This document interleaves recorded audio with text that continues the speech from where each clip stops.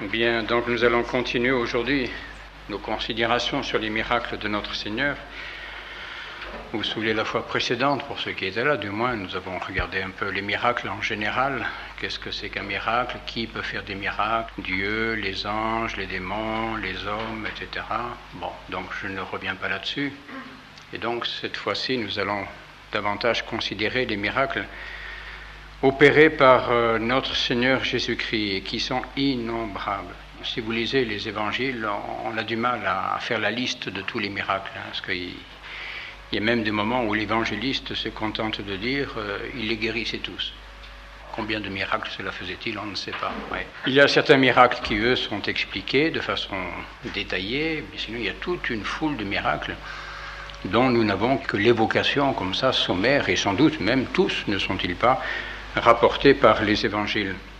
Et si nous voulons comprendre un peu le rôle de ces miracles, il faut toujours revenir à la finalité de l'incarnation. Pourquoi Jésus-Christ s'est-il incarné? Pour rendre témoignage à son Père, pour délivrer les hommes du péché et pour nous conduire à Dieu. Et c'est la finalité des miracles. Là, il faut toujours se souvenir, lorsque nous considérons l'Évangile, les miracles opérés par Jésus-Christ ou même les miracles opérés par les saints, que ces miracles n'ont pas pour objet, je dirais, d'étonner. Le miracle est là pour confirmer la foi, pour la récompenser éventuellement, et la confirmer, la rendre plus forte, plus solide. Dans la passion, dans les procès de Jésus-Christ, Hérode qui était tout content de voir arriver notre Seigneur, espérant bien qu'il ferait quelques miracles devant lui pour voir un petit peu justement un de ces miracles étonnants, etc. Et notre Seigneur ne dit rien et ne fait rien. Non, le miracle s'adresse aux âmes de bonne volonté, en fait. Le miracle ne peut véritablement avoir d'effet que dans les âmes droites, les âmes honnêtes, les âmes vraiment de bonne volonté, où la volonté est bonne. Vous voyez, vraiment, la volonté cherche le bien, cherche le vrai. Alors ces âmes-là, elles obtiennent effectivement le miracle. Oui. Mais celui qui n'a pas l'âme droite, celui-là, s'il est témoin d'un miracle, le miracle va se retourner contre lui. Et c'est le cas des pharisiens, témoins d'une foule innombrable de miracles et qui vont être scandalisés par ces miracles. Ils sont de mauvaise volonté. Donc les miracles n'ont qu'un but, c'est conduire les âmes à Dieu. Susciter dans les âmes la foi, l'amour, le désir de Dieu. Je ne sais pas si vous avez cela, mais c'est une chose que je vous recommande d'acquérir. Je crois que je vous l'avais déjà dit, c'est ce qu'on appelle une synopse. Ce sont les 4 évangiles regroupés en un seul, dans un seul récit. Ce qui fait que vous avez donc toute la vie de notre Seigneur racontée, un seul évangile qui est donc la somme des 4. Et c'est très intéressant d'étudier un peu ces synopses pour voir, pour mieux comprendre un peu comment s'est déroulée la vie de Jésus-Christ. À partir du moment où il a commencé sa prédication, à partir des noces de Cana, donc on compte à peu près 3 années de vie publique. On a une première année où la prédication de Jésus-Christ est une prédication assez simple, qui prolonge, qui continue un petit peu la prédication de Saint Jean-Baptiste. Mais alors là, je dirais abondance et surabondance de miracles. Parce qu'est-ce qu'il s'agissait d'abord, dans un premier temps, pour Jésus-Christ? Eh bien, c'était de rendre crédible sa parole. Voilà un jeune homme qui, pendant 30 ans, n'avait pas fait parler de lui. Il n'a pas fait d'études, il n'est pas allé à l'école des rabbins, ceci, cela. Il est resté entre papa et maman, donc un homme inconnu. Et puis tout d'un coup, qui se met à tenir des discours étonnants. Il vient à la synagogue et puis il commence à enseigner. Bien que les Juifs disent, mais où est-ce qu'il a appris ça? Où est-ce qu'il a appris ça, lui? Très étonnant. Alors pour manifester justement d'où il tient cette science, donc pour prouver que cette science, elle lui vient de sa divinité, eh bien Jésus-Christ va faire des miracles. La première année de son ministère public est marquée justement par une profusion de miracles, avec une prédication assez simple, afin que les foules croient qu'il est le Messie, qu'il est vraiment le Fils de Dieu. Et c'est ensuite, quand il aura ainsi, conquis un peu les esprits, fait naître la foi en lui, quand un certain nombre d'âmes commenceront à croire en lui, en sa divinité, eh bien c'est là qu'il va commencer à leur donner les grandes révélations. Deuxième année de son ministère, où là on voit les choses s'équilibrer un petit peu plus. Bon, la prédication devient plus profonde sur les secrets de Dieu, les secrets de son Père, etc. Et c'est cette deuxième année de son ministère, d'ailleurs, qui va être marquée par le début, justement, du conflit avec les pharisiens. ils commencent à comprendre un peu qui il est, etc. Ils n'acceptent pas parce que ce n'est pas le Messie qu'ils attendaient. Ils attendaient un autre Messie qui restaurerait le royaume d'Israël, etc. Et le Messie qu'ils ont, bien, ne leur plaît pas. Et la troisième année de son ministère, qui est la dernière année, donc celle qui va s'achever par la Passion, l'enseignement devient alors cette fois de beaucoup plus profond et même à la limite plus mystérieux un petit peu. Vous voyez, c'est vraiment les grands discours très très beaux et très très profonds de notre Seigneur et qui nous sont en grande partie d'ailleurs rapportés par Saint Jean, pas uniquement, mais en grande partie. Et un enseignement donc plus profond, on dirait vraiment, là notre Seigneur dévoile un petit peu ce qu'il a au fond de lui-même, au fond de son cœur, au fond du Sacré-Cœur, oui, et les miracles deviennent beaucoup plus réduits, oui, moins de grandes démonstrations très publiques. Il y aura encore quand même quelques miracles, et notamment ce miracle très étonnant, et qui va décider les pharisiens à le mettre à mort. C'est cela qui va déclencher en eux la volonté de le faire mourir, c'est la résurrection de Lazare. Ah, ça, les pharisiens ne supportent pas ça. Et c'est là, nous dit l'Évangile, que c'est à partir de ce moment-là qu'ils ont voulu véritablement le mettre à mort. Oui.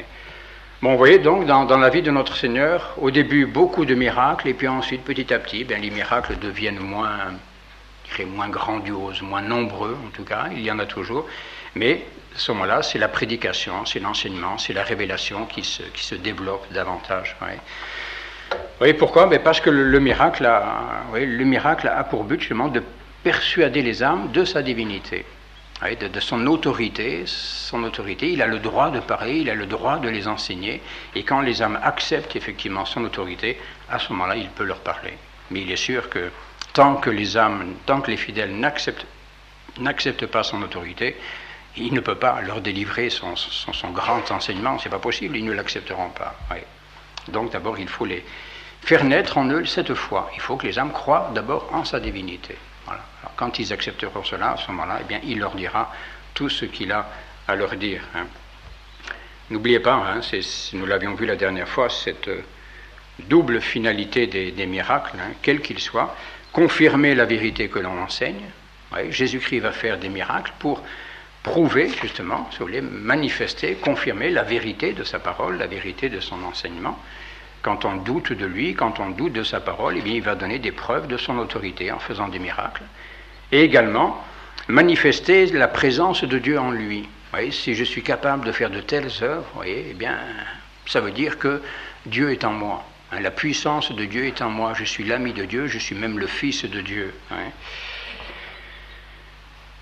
Et ces miracles, quels qu'ils soient, quel que soit, me dire, le plus petit, si on peut dire, le plus petit des miracles de notre Seigneur devrait suffire, et suffisant pour prouver sa divinité. Voici là ce que dit par exemple saint Thomas d'Aquin, plus exactement saint Augustin, cité par saint Thomas d'Aquin. Et l'objection à laquelle il répond, parce que des objections, il y en a toujours, bien sûr.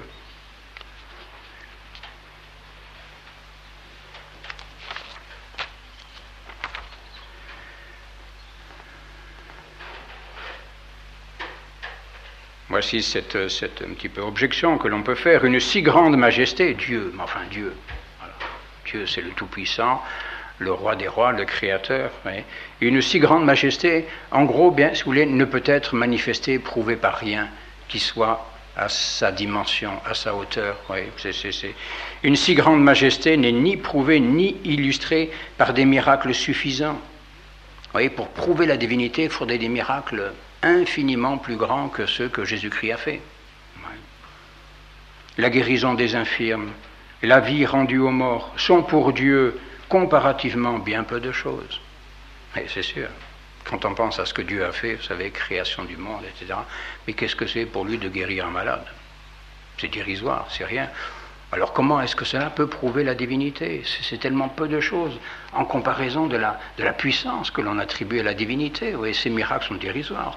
Ça manque de puissance, ça manque de grandeur, de majesté, oui, etc. Tout ce qu'on peut imaginer.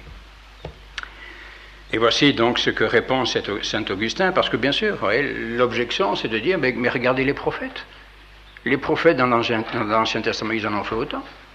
Et c'est vrai, dans l'Ancien Testament, nous avons même des résurrections de morts comme ça, opérées par des prophètes, Élie, Élisée, des choses comme ça. Bon, alors finalement, les prophètes en ont fait tout autant. Alors vous nous dites que ces miracles réalisés par notre Seigneur prouvent sa divinité. Ben non, pas plus que les miracles opérés par les prophètes, pas plus. Oui. Il aurait fallu qu'il fasse des miracles beaucoup plus grandioses. Oui. Voici donc ce que répond saint Augustin. Nous avouons nous-mêmes que les prophètes, effectivement, ont accompli de semblables miracles. C'est vrai, c'est vrai. Mais Moïse et les autres prophètes ont prophétisé le Seigneur Jésus et lui ont donné une grande gloire. Ouais, les miracles qu'ils ont faits, c'était pour rendre gloire à Jésus. C'est pour cela que le Christ a voulu faire les mêmes miracles qu'avaient fait les prophètes, de peur qu'il n'eût paru absurde que lui-même n'ait pas accompli ce qu'il avait fait par eux. Il a fait lui-même ce qu'il avait fait autrefois par ses prophètes. Parce que les miracles opérés par les prophètes, c'est Dieu qui les opérait, c'est évident. Un homme sans Dieu, sans la puissance de Dieu, ne peut pas faire de miracles. Donc les miracles opérés par les prophètes, c'est Dieu qui les faisait. Donc il a voulu d'abord faire par lui-même ce qu'il avait fait d'abord par ses prophètes. Néanmoins, alors attention, oui, néanmoins, il devait également opérer des miracles qui lui fussent propres, naître d'une vierge. Ben ça, il n'y en a qu'un qui a fait ça, mais c'est lui. Ressusciter des morts. Bon, et on pourrait plutôt préciser, ressusciter lui-même, se ressusciter lui-même. Ça, aucun autre que lui ne l'a fait. Monter au ciel, l'ascension. Les prophètes, aucun prophète n'a fait tout cela. Oui, bon. Donc des miracles, effectivement, qu'il avait déjà fait autrefois par les prophètes, qu'il refait par lui-même, et d'autres miracles qui lui sont propres et qui sont, on dirait, bien plus puissants que ces autres miracles. Et si l'on estime que c'est là peu de choses pour Dieu, eh bien alors j'ignore ce qu'on attend de plus. Qu'est-ce que vous voulez de plus? Oui, si ces miracles-là ne suffisent pas à prouver la divinité, à vous manifester la divinité de Jésus-Christ, ben c'est pas la peine de se fatiguer. Personne ne vous en persuadera. Oui. Si vous restez, si les fidèles restent fermés, oui, à ce que manifestent ces miracles, c'est pas la peine qu'on se fatigue, c'est pas la peine qu'il en fasse davantage, on ne le croira pas davantage. Oui. Aurait-il donc dû, après s'être uni à l'homme, faire un autre monde, pour que nous croyions que c'était par lui que le monde avait été fait? Oui. Mais il n'aurait pu faire un autre monde plus grand ou même égal. Et s'il avait fait un monde plus petit que le nôtre, on eût tenu cela pareillement pour peu de choses. Oui, quoi que fasse le bon Dieu, de toute façon, quand on a mauvais esprit, mauvaise volonté, ça suffit jamais. Dieu n'en fait jamais assez. Oui. Et pour une âme simple, une âme droite, eh bien, ces miracles de Jésus-Christ sont bien suffisants à prouver, à manifester sa divinité. Oui. Et si nous regardons rapidement, c'est ce que fait saint Thomas d'Aquin dans la Somme théologique, il examine en particulier les miracles. Alors il ne les voit pas tous un par un, et nous ne le ferons pas non plus. Nous les parcourrons peut-être un petit peu quand même, car c'est intéressant. Et en gros, on peut voir que Jésus-Christ a fait des miracles sur toutes les catégories d'êtres créés. Il a fait des miracles sur les anges et les démons. Il a fait des miracles sur les anges et les démons, ou avec des anges et des démons. Pas tellement sur les bons anges. Sur les bons anges, les anges donc qui sont au paradis, ceux-là, il n'y a pas tellement de miracles à faire pour eux. Les miracles qu'il va le faire avec les bons anges, ça va être de manifester leur existence, simplement, les faire apparaître. Oui. Donc, permettre aux anges, ce qui est déjà un miracle, un ange en soi n'est pas visible, un ange est une créature spirituelle, donc n'a pas de corps, on ne peut pas le voir, l'entendre, etc. Mais voilà, pour manifester l'existence des anges, il va leur donner une apparence, il va les faire apparaître. Et nous voyons les anges apparaître, par exemple, à la naissance de Jésus-Christ. Nous les voyons apparaître également, enfin ils apparaissent aux hommes, les hommes vont voir les anges à la nativité, à Bethléem.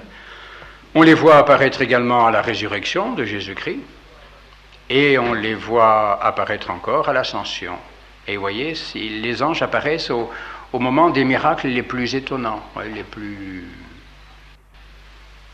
plus étonnants, donc disais-je. Voyez, voilà, c'est à ce moment-là. C'est les moments, même, mais ça, saint Thomas d'Aquin reprendra l'argument pour d'autres choses. Qu'est-ce que je disais? Je ne sais plus. Excusez-moi. Et distraction. Bon, enfin voilà, quoi. Donc, c'est les moments, oui, c'est ça, où la divinité de Jésus-Christ est la plus cachée, la plus dissimulée, la plus difficile à percevoir, et bien qu'il manifeste les anges, et qu'il manifeste le ciel auprès de lui. L'enfance, la naissance de Jésus-Christ, qu'est-ce que c'est cet enfant qui nous dit qu'il est Dieu? Eh bien, vous voyez, pour compenser un peu cette faiblesse de l'humanité, ce sont les anges qui apparaissent, voilà, dans le ciel, une foule d'anges qui viennent chanter le Gloria. La résurrection, son corps n'est plus là. Il n'est plus là, voilà, le tombeau est vide, et c'est les anges qui viennent encore et manifester. Ouais. Ou bien encore l'ascension, son corps disparaît, voilà, il n'est plus là non plus, et c'est les anges encore qui viennent. Donc les anges, les bons anges, ou les miracles que fait Jésus-Christ sur eux, c'est simplement les faire apparaître. Et les mauvais anges, alors ceux qu'on appelle les démons, alors là, oui, effectivement, et les évangiles nous racontent de multiples fois les miracles opérés par Jésus-Christ sur les mauvais anges, mais c'est tout simplement de les réduire à l'impuissance. Ouais, ce sont toutes ces délivrances de possédés, de démoniaques. Notre Seigneur les chasse de l'âme et du corps, même des possédés, des démoniaques, tout simplement bien, pour délivrer les âmes de la puissance du malin, de la puissance du mauvais. Ouais, toujours le même but. Ce que veut Jésus-Christ, c'est mener les âmes à Dieu. Et donc s'il délivre les âmes qui sont possédées par le démon, c'est pas pour faire une action d'éclat, c'est pas pour épater la foule, non, c'est pour délivrer les âmes afin qu'elles puissent, libérées du démon, aller à Dieu. Bien sûr, reconnaître d'abord, je dirais, le bienfait reçu, reconnaître le miracle, donc reconnaître la divinité de Jésus-Christ qui les a délivrés, et à ce moment-là, acte de foi, et aller à Dieu. Et nous voyons, il y a des miracles étonnants avec les démons, parce qu'il y a même des moments où c'est vraiment le corps à corps avec les démons, notamment ce miracle où Jésus-Christ envoie une légion d'anges dans un troupeau de porcs. Vous connaissez ce passage de l'Évangile, voilà, qu'il délivre les possédés, et il envoie les démons, donc possédés, si l'on peut dire, prendre possession d'un troupeau de cochons. Voilà. Et puis les cochons, qu'est-ce qu'ils font? Ils vont se précipiter dans la mer. Oh, ben quand même, c'est pas bien, le pauvre propriétaire du troupeau de cochons, et ben voilà, tous ces cochons qui sont noyés, quand même, c'est pas gentil, notre Seigneur, il pourrait faire attention à ce qu'il fait, etc. Mais oui, mais quelle est la réponse que l'on peut donner à ça? Ou bien encore un autre miracle où il délivre un démoniaque, et ça se passe d'une façon très douloureuse, voyez, le pauvre démoniaque qui reste presque comme mort après la délivrance, voyez. Eh bien, tout simplement parce que les dommages corporels ne sont rien à côté des dommages spirituels. Il vaut mieux perdre un troupeau de cochons que de perdre son âme, si vous voulez faire ça, oui. Et ça a aussi ce but, vous voyez, ces actions de Jésus-Christ ont pour but de manifester l'importance d'une âme, l'importance d'une âme délivrée du démon, délivrée de Satan. Voilà, cette âme qui peut aller à Dieu, qui peut s'unir à Dieu, qui peut être sauvée, eh bien, ça a un prix immense. Mais qu'est-ce que c'est qu'un troupeau de cochons à côté de ça? C'est rien. Il vaut me perdre tous ces biens créés, etc. Même à la limite perdre sa vie et rester mort, bien qu'être encore possédé par le démon. Ouais. Donc des miracles sur les anges, sur les démons, sur les créatures, donc spirituelles. Des miracles également sur les astres. Sur les astres. Oui, sur les astres. Oui. Et pourquoi, alors, à quel moment Jésus-Christ fait-il des miracles sur les astres? En gros, à deux moments de sa vie. Deux moments de sa vie, le premier et le dernier aussi. Ouais. Le premier, c'est la nativité. Quel est le miracle qui est fait sur les astres? Eh bien, c'est l'étoile des mages. Cette étoile miraculeuse dont nous avons parlé, qui n'est pas une étoile naturelle, ce n'est pas une étoile du firmament, c'est une étoile tout à fait spéciale, qui est intervenue spécialement pour cela. Et donc, c'est un miracle, ça. Donc, miracle sur les astres, et ces autres miracles sur les astres qui vont accompagner la mort de Jésus-Christ. Vous connaissez les ténèbres, le ciel, le soleil s'obscurcit, la lune également, oui, arrête sa lumière, etc. Donc les deux grands luminaires du ciel qui s'éteignent pratiquement. Oui. Et quel est le but, oui, de ces miracles sur les astres? Eh bien, c'est tout simplement de manifester sa puissance divine. Qui donc peut agir sur les astres du ciel? Qui? Bon, nous, les hommes, nous pouvons agir peut-être sur la création, sur les choses qui sont ici, sur la terre. Nous avons une certaine possibilité d'action. Mais quelle possibilité d'action avons-nous sur les astres du ciel? Aucune. Dieu seul, créateur du ciel, créateur de la terre, Dieu seul a une certaine puissance sur les astres du ciel. Et donc si Jésus-Christ exerce sa puissance sur les astres du ciel, sur l'étoile, sur le soleil et la lune, eh bien c'est qu'il est Dieu, c'est qu'il est le maître de la création. Tous ces astres sont soumis à son autorité, sont soumis à son pouvoir. Et c'est là, justement, vous voyez, que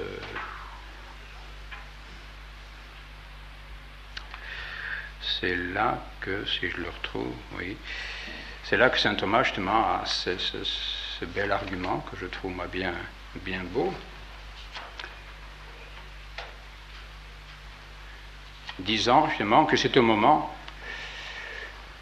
de sa plus grande faiblesse, bon, je ne retrouve plus exactement le texte de saint Thomas, mais c'est pas grave, hein, bon, c'est au moment où Jésus-Christ apparaissait dans sa plus grande faiblesse humaine, et bien que sa divinité devait précisément être manifestée par des miracles, oui, donc la nativité et la mort, et c'est au calvaire, bien sûr, qu'il est réduit à la plus grande impuissance, et c'est à ce moment-là qu'il opère peut-être les plus grands miracles. Il fait éteindre pratiquement le soleil et la lune. Et ça, c'est bien la preuve de sa divinité. Donc, miracle sur les anges, sur les démons, miracle sur les astres, miracle sur les hommes, bien sûr. Alors, ceux-là, ce sont ceux que nous connaissons peut-être un peu plus, avec plus de facilité. Ils nous sont plus familiers, du moins. Miracle sur les hommes, alors de toutes sortes, miracle de guérison, miracle de lumière, d'illumination intérieure, oui. Miracle même, je dirais, d'autorité, pratiquement. Oui, c'est un événement, par exemple, auquel nous ne prenons pas garde, oui, qui est un certain miracle, qui est même certainement un miracle. D'après saint Jérôme, c'est même sans doute le plus grand des miracles. Ce sont les deux épisodes où Jésus-Christ chasse les vendeurs du temple. Bon, nous sommes habitués à cet épisode, voilà, Jésus-Christ qui rentre, qui fait un fouet, et puis qui chasse tout le monde. Mais essayez un jour vous de faire une chose pareille, vous verrez un petit peu, si vous y arrivez aussi facilement. Oui. C'est que le temple, c'était pas notre chapelle, hein, c'était beaucoup plus grand que ça, et du monde, il y en avait. Hein, et c'était toute une industrie, tout un commerce, hein, tout ce qui se passait là autour du temple, hein, pour vendre les animaux, etc., qui étaient destinés au sacrifice, etc. Il y avait toute une industrie, toute une foule de marchands et de vendeurs qui étaient là, oui, quelque chose d'extraordinaire. Hein. Et puis voilà que Jésus-Christ, qui n'est pas connu, le premier épisode où il va chasser les vendeurs du temple, il n'est pas connu encore. Hein. Cet épisode se situe, le premier épisode des vendeurs chassés du temple, eh bien aussitôt après Cana. Donc vous voyez, le tout début de la vie publique de notre Seigneur, le miracle de Cana. Ensuite, il vient à Jérusalem, et quelle est la première chose qu'il fait? Il vient dans son temple, et en avant, il met tout ce monde-là à la porte. Eh bien c'est un miracle. Vous voyez ce que nous dit saint Jérôme. Sur cet autre verset de saint Matthieu, il est chassé du temple tous les vendeurs et tous les acheteurs. Saint Jérôme écrit: parmi tous les prodiges que le Seigneur a accomplis, voilà celui qui me semble le plus merveilleux, qu'un seul homme, il est tout seul, hein, qu'un seul homme, et à ce moment, sans prestige, il n'est pas connu, on ne sait pas qui c'est, mais qui c'est celui-là, on ne connaît pas, on ne sait même pas son nom. Oui. Donc qu'un seul homme, et à ce moment sans prestige, ait pu chasser une si grande multitude par des coups de fouet. Eh bien, continue saint Jérôme, c'est que de ses yeux rayonnait un regard enflammé et fulgurant, et la majesté de la divinité brillait sur son visage. Ouais. Voilà, sans doute, dirait quelque chose qui se passait, quelque chose qui émanait de lui, une autorité, sa divinité, sans doute, devait transparaître d'une telle façon, eh bien que tout le monde a été subjugué, comme dompté, et personne n'a pu lui résister. Et Origène fait observer également sur le même événement: voici un plus grand miracle que celui de la conversion de l'eau en vin. Ici subsiste une matière inanimée, alors que là, au contraire, sont domptés les esprits de plusieurs milliers d'hommes. Plusieurs milliers d'hommes, le dit saint Origène, pardon. Oui. Plusieurs milliers d'hommes qui sont là dans le temple à faire tout leur commerce, etc. Et voici que notre Seigneur, tout seul, armé d'un fouet, arrive à dompter les esprits de ces milliers d'hommes et les mettre à la porte. Et personne ne résiste, et tout le monde s'en va, et tout va bien. Extraordinaire, oui. Bon, je ne sais pas si vous avez déjà réalisé. Oui, c'est toujours pareil, un peu, les épisodes de la vie de Jésus-Christ, nous sommes trop, trop familiarisés. Oui. Il faudrait s'arrêter un petit peu pour essayer de se mettre en scène un petit peu, se représenter vraiment ce que ça a été. Ce que ça a été, mais c'était impensable. Impensable, ce que vous voulez faire, moi, c'était incroyable. Oui. Je ne sais pas, imaginez la chose, vous êtes là, etc., dans une foule, il y a un homme qui parle, puis tout d'un coup, il y a un malade qui arrive, ou je ne sais pas quoi, tout ce qu'on peut dire, il dit, voilà, lève-toi et marche. Et puis le gars, il se lève, il marche. Et quel effet ça vous ferait, moi? Mais je ne sais pas, on serait tous un peu estomaqués, quand même, enfin un peu... Et on lit ça dans l'Évangile, et puis, bon, ben voilà, ça nous fait rien, quoi. Bon, oui, c'est vrai, c'est normal. C'est normal, mais tiens, essayez, on verra bien si ça marche aussi bien. C'est des choses extraordinaires, hein, et on comprend, on dirait que les foules, presque instantanément, les foules couraient à Jésus-Christ, sa renommée, nous dit l'Évangile, se répandait dans tout le pays, et les gens venaient, mais qu'est-ce que c'est cet homme qui a un pouvoir pareil, vous voyez? Et quand les foules venaient à lui, à ce moment-là, il pouvait leur donner la parole, la prédication qu'il voulait leur donner. Ouais. Donc, miracle sur les hommes, mais qui, encore une fois, n'ont pas pour but seulement de les délivrer de leurs infirmités, de leur misère, etc., mais qui ont pour but de les délivrer essentiellement de leurs péchés pour les conduire à Dieu. Voilà, ce que veut Jésus-Christ, il ne veut rien d'autre.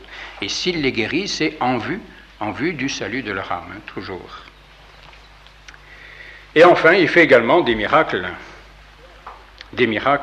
sur les créatures même irraisonnables, les créatures inanimées, bon, par exemple les poissons. Bon, ils ne sont pas inanimés, mais enfin, ils ne sont pas intelligents. Oui, miracle sur les poissons. Eh oui, les pêches miraculeuses sont des miracles. Hein. Bon, ça, nous les connaissons, mais ce sont des vrais miracles. C'est pêche miraculeuse, il y en a eu deux pêches miraculeuses. Oui. Ou bien miracle également sur les végétaux. Le figuier qui a été desséché, voilà, maudit, figuier maudit. On repasse le lendemain, effectivement, le figuier desséché. Bon, voilà. Miracle sur l'eau, même sur les éléments, sur l'eau, sur l'air. Oui. Jésus-Christ qui marche sur les flots, qui calme la tempête, etc., etc. Donc, oui, véritablement, Jésus-Christ, pendant sa vie, tous ces miracles vont manifester son souverain domaine sur tous les éléments, les êtres créés, les êtres matériels, les êtres spirituels, et même sur les êtres humains. Alors bon, ce sont un petit peu des généralités, cela, sur les miracles, vous voyez. Moi, je pense que nous pouvons faire peut-être, c'est parcourir un peu rapidement les évangiles pour voir un peu ces miracles, du moins les plus importants, ou les plus étonnants, et puis voir aussi peut-être un petit peu comment Jésus-Christ procède et quels sont les effets que cela va avoir, car nous verrons, on l'évoquait un petit peu tout à l'heure, les deux effets opposés qu'auront les miracles. Chez les uns, eh bien, c'est la conversion, et chez les autres, c'est la colère et la haine. Selon les dispositions intérieures des sujets, tout simplement. Chez les uns, bien, c'est la conversion, ils sont heureux, les foules sont conquises, vous voyez, ils viennent à lui, ils reçoivent sa parole et se convertissent, etc. Mais, vous savez, on est étonné quand on voit un petit peu le nombre de gens que Jésus-Christ a pu ainsi guérir, voyez. Même le nombre de gens que Jésus-Christ a nourris, n'oubliez pas, comme les deux multiplications des pains, il y a eu deux multiplications des pains. La première, il a nourri 5000 hommes, la deuxième, 4000. Bon, peut-être qu'il y en avait qui étaient aux deux, mais enfin, mettons même que 5000 personnes. Parmi toutes ces foules qui venaient à lui, qui l'écoutaient, qui étaient guéries, qui étaient délivrées, qui étaient nourries par lui, combien l'ont suivi jusqu'au bout? Combien l'ont suivi encore au calvaire? Combien? Pas beaucoup, même chez les apôtres. Hein. Même les apôtres qui pourtant avaient reçu eux-mêmes le don de faire des miracles. Hein. À un certain moment, Jésus-Christ les envoie en mission et il leur donne le pouvoir de faire des miracles. Et ils vont faire des miracles. Les apôtres vont faire des miracles, ils vont revenir et disant, voilà, on a fait des miracles en votre nom, etc. Les apôtres même qui ont été, donc, je dirais, les acteurs de véritables miracles eux aussi. Bon, eh bien, combien étaient-ils ensuite au calvaire? Oui, bon. Donc malgré tout, vous voyez, c'est pourquoi je dirais le miracle, hein, c'est une chose qui est étonnante, hein, étonnante. Ça montre bien la profondeur de la perversité de l'esprit humain. Voyez, combien le péché originel est profond en nous, hein, avec ses conséquences. C'est affreux, ça. Affreux, vous voyez. Bon, bien en revanche, alors chez ceux qui étaient mal disposés, alors là au contraire c'est la colère, c'est la haine, on va l'accuser de tous les péchés, on va l'accuser d'être le démon, d'être Belzéboub, on va l'accuser de blasphémer, on va l'accuser de violer le sabbat, on va l'accuser de tout ce qu'on peut imaginer, de séduire, etc. Oui. Jusqu'à vouloir le faire mettre à mort. Oui. Donc nous pouvons peut-être un petit peu parcourir rapidement, hein, ces miracles. Oui, certains sont très beaux. Donc nous l'avons dit, bon, le tout premier miracle, nous en avons déjà parlé, hein, ce n'est pas la peine de revenir. Hein, tout premier miracle, c'est les noces de Cana, donc l'eau qui est changée en vin. Par là, il manifesta sa gloire, et ses disciples crurent en lui. Vous voyez, voilà, l'effet du miracle, c'est la foi. Toujours relation entre le miracle et la foi. Le miracle opère chez les disciples la foi en sa puissance, en sa divinité.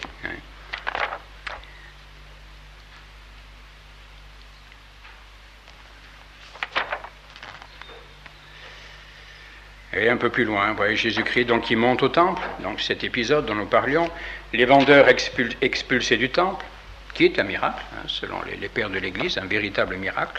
Bon, miracle spirituel, sous les miracles d'autorité, arriver à dompter les esprits de toutes ces foules qui étaient là dans le temple et les contraindre à l'obéissance et à quitter le temple. Hein.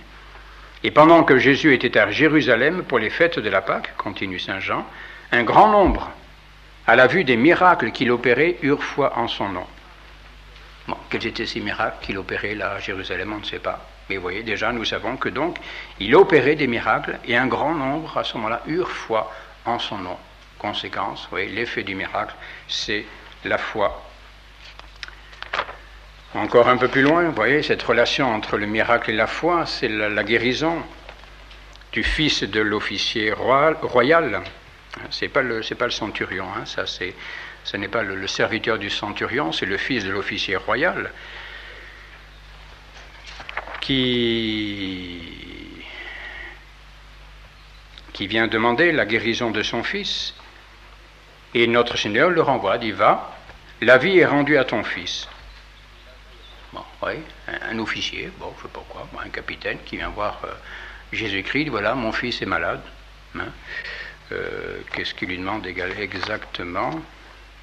Cet homme, ayant appris que Jésus, venant de Judée, était rentré en Galilée, alla le trouver et le supplia de descendre jusqu'à la ville de Capharnaüm pour guérir son fils qui se mourait. Si vous ne voyez des signes et des prodiges, dit Jésus, vous ne croyez pas. Seigneur, insista l'officier, descendez avant que mon pauvre enfant ne meure.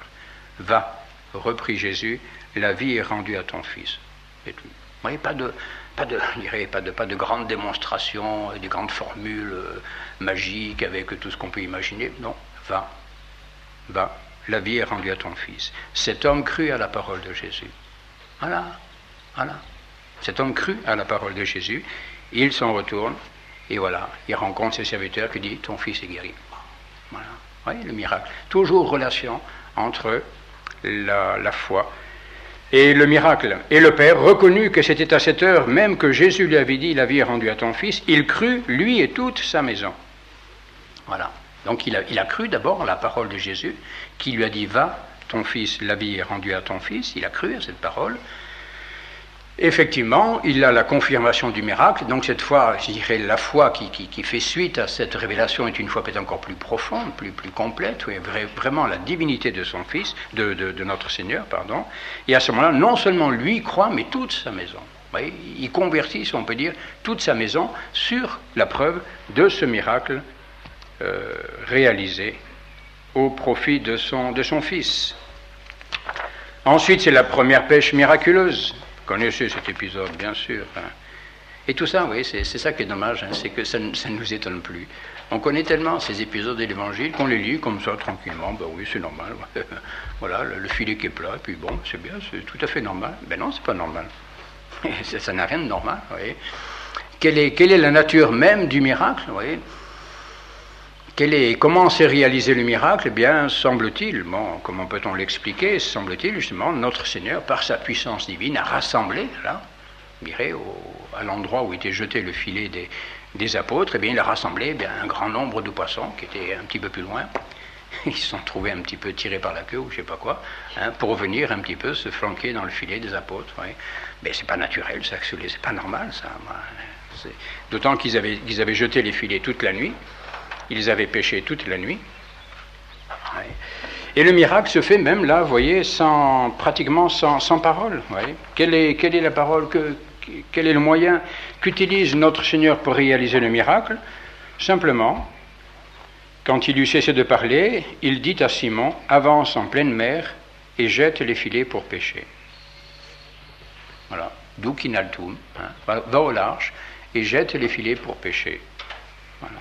Mais maître, nous avons travaillé toute la nuit sans rien prendre, mais, voyez là, toujours pareil, mais sur votre parole, je jetterai le filet. La confiance.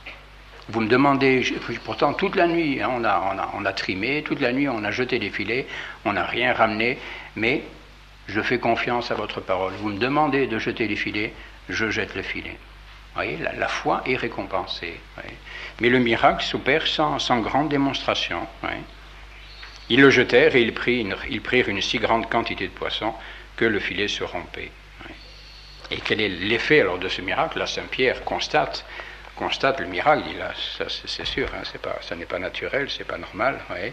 Seigneur, éloignez-vous de moi, car je suis un homme pécheur. Ouais, cette confusion devant la grandeur de Jésus-Christ qui vient d'opérer un grand miracle, et moi, qui suis-je? Qui suis-je, moi? Pour mériter un tel présent, un tel bienfait, qui suis-je? Et c'est sûr, Saint Pierre, elle doit être bouleversé. Enfin, moi je suis un pauvre type, un pauvre pécheur, voilà, etc. Bon, voilà, j'ai jeté le filet, toute la nuit, il ne s'est rien passé, et puis tout d'un coup, pouf, mon filet est plein. Bon, mais qu'est-ce qui se passe? Pourquoi il me fait un cadeau pareil, si on peut dire? Ouais. Nous sommes toujours là à considérer qu'il est normal que le bon Dieu nous fasse des cadeaux, etc. Et non, c'est pas normal. C'est pas normal. Ouais, avoir cette spontanéité comme ça, cette humilité qui nous fait reconnaître les bienfaits de Dieu. Ouais. Même s'ils ne sont pas de l'ordre du miracle, même s'ils ne sont pas miraculeux, reconnaître les bienfaits de Dieu. Ouais. Ensuite, il y a ça c'est un autre miracle qui est terrible, celui-là, vous voyez, fou, là. C'est le démoniaque, justement. Ouais.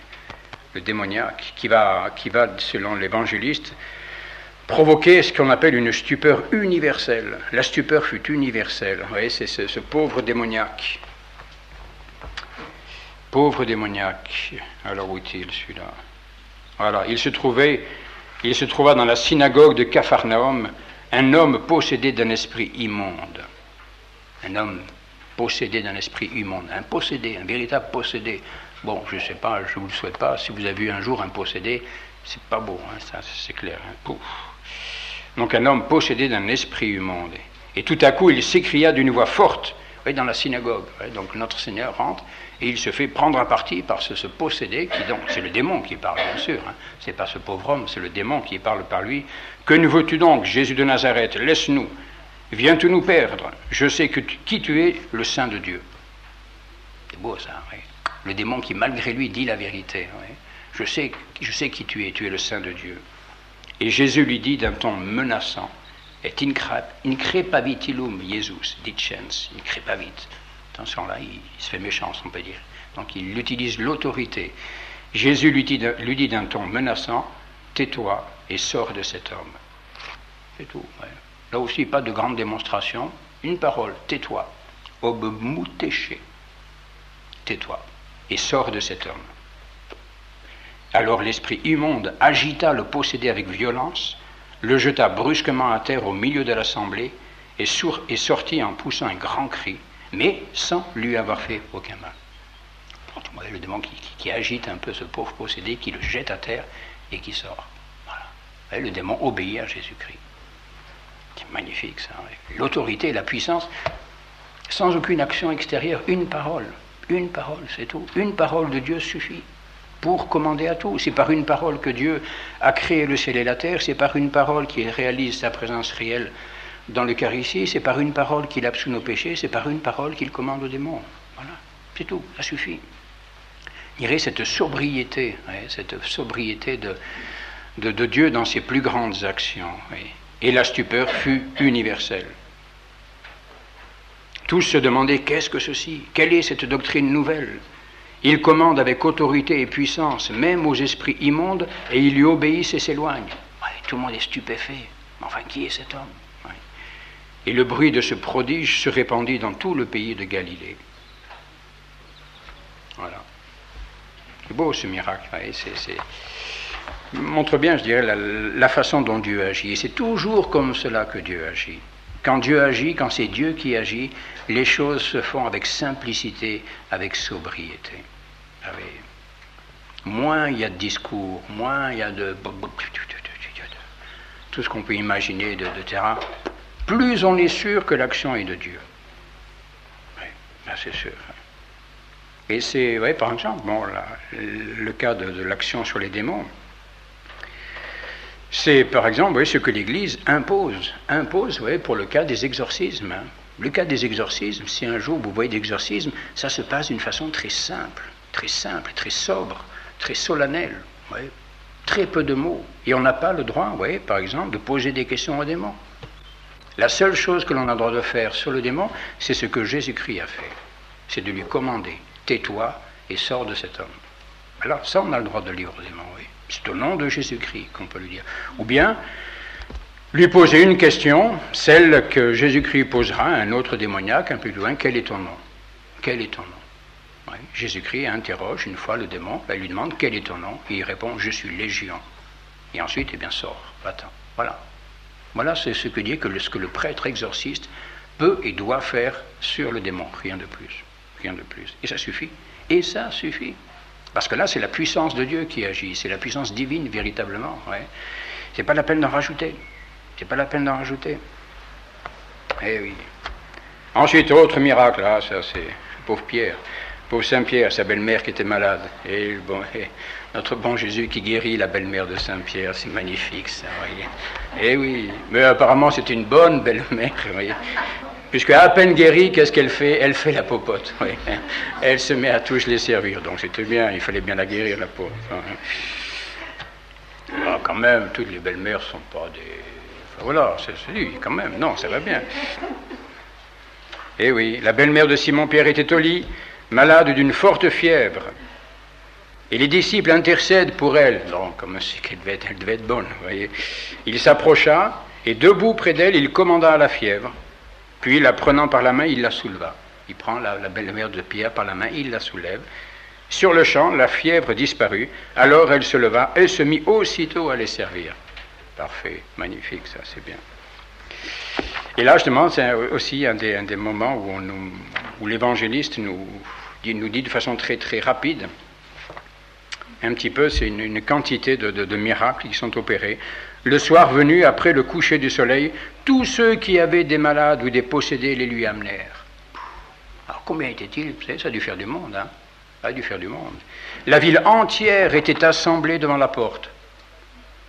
Et c'était pas une petite ville, hein? C'était quand même, il y avait du monde, hein? La ville entière était assemblée devant la porte, et Jésus chassa les démons d'un seul mot.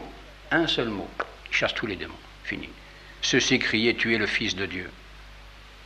Quant aux malades, il imposa les mains sur chacun d'eux et guérit ainsi une foule de personnes atteintes de différentes infirmités. Oui, voilà.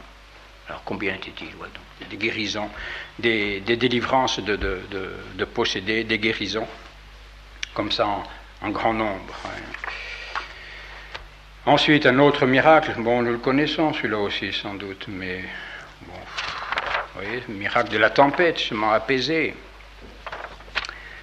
Vous connaissez cet épisode, hein, une grande tempête là sur le lac, et puis voici que Jésus-Christ dormait dans la barque. Il dormait. Alors, il était à la poupe, la tête sur un coussin, et il dormait. Voilà, et pendant ce temps-là, c'est la tempête. Bon. Alors, évidemment, les pauvres apôtres qui s'affolent, etc., qui réveillent Jésus-Christ. Maître, nous périssons, sauvez-nous, que craignez-vous, dit Jésus, où donc est votre foi? Vous voyez, toujours la foi. Vous n'avez pas la foi. Et c'est pour ça que vous avez peur. Si vous aviez foi, vous n'auriez pas peur, vous me laisseriez dormir. Bon, le problème, c'est pas dormir, c'est évident. Le problème, c'est la foi des apôtres. Ouais. S'ils l'ont réveillé, c'est parce qu'ils n'ont pas cru en sa divinité. Ils ont cru qu'il était un homme, du moins leur foi a un petit peu chancelé. Ils n'ont pas compris que même endormi, il restait Dieu. Et Dieu ne dort pas. Il dort dans son humanité peut-être, mais il ne dort pas dans sa divinité. Et Jésus-Christ endormi pouvait très bien faire un miracle. Ce n'était pas la peine de le réveiller pour ça. Il fallait lui faire confiance, il fallait avoir foi en lui. Alors, il est réveillé, mais bon, par compassion, par condescendance, dis donc, il le reproche un petit peu justement de ne pas avoir une foi encore assez forte, et il fait quand même le miracle aussi, oui, d'une façon très, très, très simple, très sobre. Il se lève,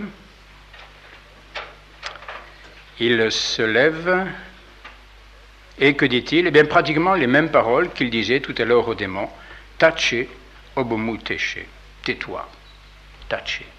Tais-toi. Obmuteshe, oui, bon. Cesse de faire du bruit, oui, cesse de gronder, oui, tais-toi, cesse de gronder. Et instantanément, le vent s'arrêta et il se fit un grand calme. C'est extraordinaire, je dis la majesté, oui, que l'on voit, si vous arrêtez un petit peu, essayez de vous représenter un petit peu ça, il y a la majesté de notre Seigneur, oui, qui est là debout dans la barque alors que ça bat de tous les côtés, c'est la tempête, et un seul mot, tais-toi, cesse de gronder. Et c'est fini, un grand calme. Et tous, saisis d'admiration et d'effroi, se disaient l'un à l'autre, quel est celui-ci? Quel est celui-ci? Oui. Là, c'est le début de la conversion, mais qui est-il celui-là?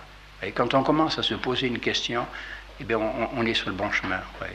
Quand on est étonné, quand on est surpris, quand on est un petit peu décontenancé comme ça, c'est dire on est en bonne position pour la conversion. Ouais. Et la première façon, je dirais souvent, le premier apostolat à mener auprès des gens qui nous entourent, justement, c'est de les amener à se poser des questions. Mais qui c'est cela? Qui c'est cela? Curieux ça alors. Ils vont à Écône. Ils ne font pas les imbéciles, ils ne font pas toutes les bêtises qu'on fait nous. Et pourtant, ils sont sympas. Et pourtant, ils ont même l'air heureux. Et même peut-être qu'ils ont l'air encore plus heureux que nous. Ça, alors c'est curieux, comment ils font? Oui, mais c'est vrai, hein, c'est vrai. Mais oui, voilà un bel apostolat. Les gens commencent à se poser des questions. Ils disent, mais comment vous faites? Là, ils sont sur le bon chemin, ils sont sur la bonne voie. Hein. Ben là, c'est un peu pareil. Jésus-Christ amène les esprits à se poser des questions. Mais qui c'est ça? Qui c'est celui-là? Qui est-il? Et quand on se pose une question, on a envie de venir voir la personne pour comprendre qui il est, oui, et en savoir un petit peu plus. Oui, on a gagné. Et ensuite encore, oui, alors au début du ministère public, je dirais les miracles, oui, c'est sans arrêt.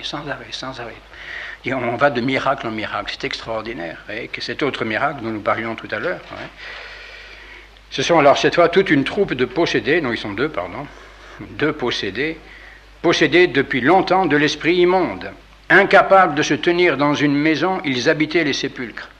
Ils ne pouvaient pas vivre vraiment dans une maison, donc obligés de se réfugier, ou bien on les avait un petit peu éloignés. Ils vivaient dans les cimetières, pratiquement. Bon, c'est quand même pas l'endroit le plus drôle. Hein. Et même, souvent, il avait fallu les lier de chaînes et les faire aux pieds. Il fallait les attacher, hein, parce que, voilà, ils étaient vraiment dangereux. Et ils avaient brisé les fers et les chaînes. C'est que le démon est fort, hein. Quand le démon s'empare de quelqu'un, vous savez que même si c'est une personne très faible, très physiquement, le démon est puissant et peut lui faire des choses étonnantes. Hein. Il ne pouvait même souffrir aucun vêtement. Voilà, bon, ça n'arrange pas les choses. Et personne n'était parvenu à les dompter. Bon, voilà, donc deux possédés que personne n'arrive à maîtriser, c'est épouvantable, vraiment, ils sèment la terreur dans tout le pays, etc. Sans cesse agités de jour et de nuit, ils erraient dans la montagne déserte, criant, se meurtrissant le corps avec des pierres, objet de si grande épouvante que nul n'osait plus passer par là. C'était terrible, imaginez ça, moi. Vous voyez un petit peu le truc, là, dans la montagne, de fous, là. Enfin, de fous, de pauvres possédés, mais voilà. Et puis voilà que donc ils aperçoivent Jésus, du plus loin que les possédés avaient vu Jésus venir, ils étaient accourus à lui. Et tombant à ses pieds, ils tombent à ses pieds, ils poussent de grands cris et disent, « Que viens-tu réclamer de nous, Jésus, fils du Dieu Très-Haut? Nous t'adjurons par Dieu, ne nous tourmente pas avant le temps. » Et c'est le démon qui vient un petit peu s'en prendre à Jésus-Christ. Hein. Bon, en gros, laisse-nous tranquille, hein, laisse-nous tranquille. Et Jésus, en effet, ordonnait à l'esprit immonde de sortir de ces hommes. Quel est ton nom? Voilà la question que Jésus-Christ, la seule question que Jésus-Christ pose aux démons. Quel est ton nom?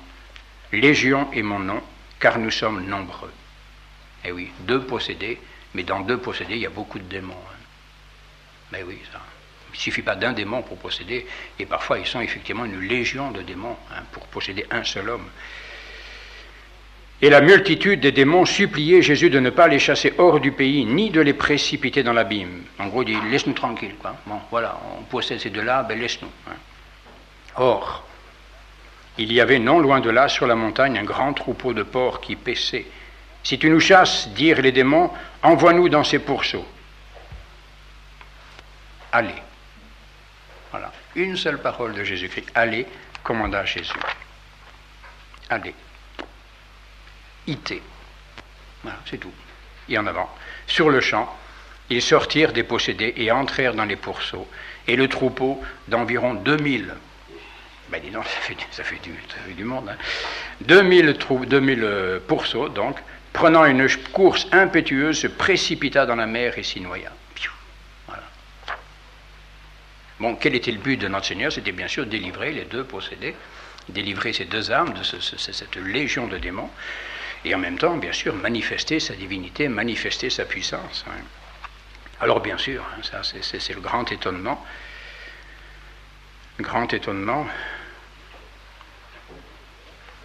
Toute la ville et de nombreux habitants de la campagne vinrent à Jésus et trouvèrent les possédés assis à ses pieds, calmes, vêtus et complètement guéris. Alors ça, c'est le grand étonnement. Mais là, déjà, on voit un début de réaction qui n'est pas très, très bonne. Hein.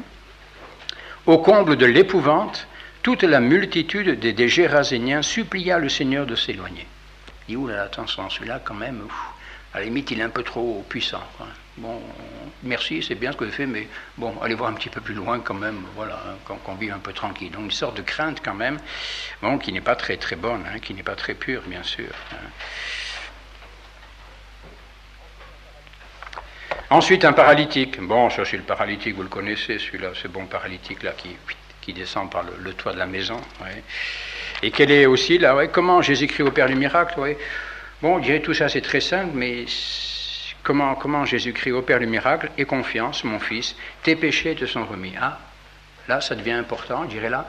Il y a une note de plus qui est apportée par Jésus-Christ, c'est l'allusion au péché. C'est la première fois que Jésus-Christ opère un miracle, oui, en relation avec le péché. Jusque-là, il était en relation avec la foi, donc faire naître la foi, récompenser la foi.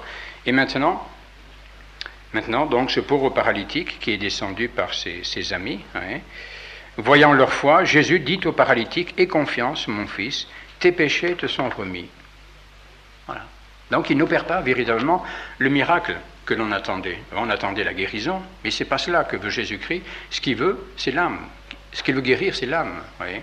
Donc, aie confiance, mon fils, tes péchés te sont remis.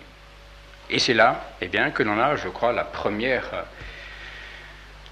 réaction, justement, de ces pharisiens. Attention, oui, c'est là que ça commence un petit peu à se gâter, si on peut dire, entre Jésus-Christ et les pharisiens. Oui, donc, il a déjà multiplié les miracles, et puis voici que tout d'un coup, eh bien, non seulement, oui, il manifeste une autorité sur les corps, sur les démons, bon, c'est déjà bien, tant que ça reste à ce niveau-là, ça va à peu près, donc, oui, il a guéri, il a chassé des démons, il a calmé la tempête, la pêche miraculeuse, bon, ce sont des miracles qui ne dérangent pas trop encore, dirait, le pouvoir des pharisiens et des scribes. Mais là, tout d'un coup, eh bien, Jésus-Christ s'attribue une autorité sur les âmes. Tes péchés te sont remis. Ah, attention. Alors là, ça va se gâter, là, ça joue plus. Les scribes et les pharisiens pensaient en eux-mêmes, mais quel est donc celui-ci? Que dit-il? Il blasphème. Et voilà, première accusation portée contre Jésus-Christ, c'est le blasphème.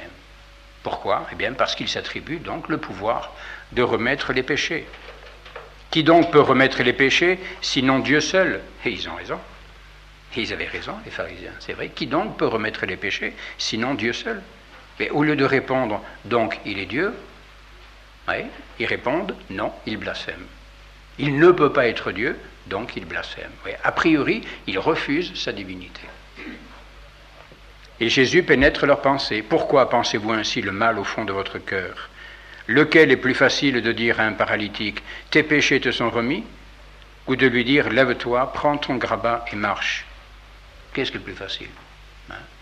Remettre les péchés ou guérir la maladie? Eh bien, donc pour manifester, pour attester son pouvoir sur l'âme, son pouvoir de remettre les péchés, eh bien, pour que vous sachiez que le Fils de l'homme a le pouvoir ici-bas de remettre les péchés, s'adressant alors au paralytique, je te l'ordonne, lève-toi, prends ton grabat et retourne dans ta maison.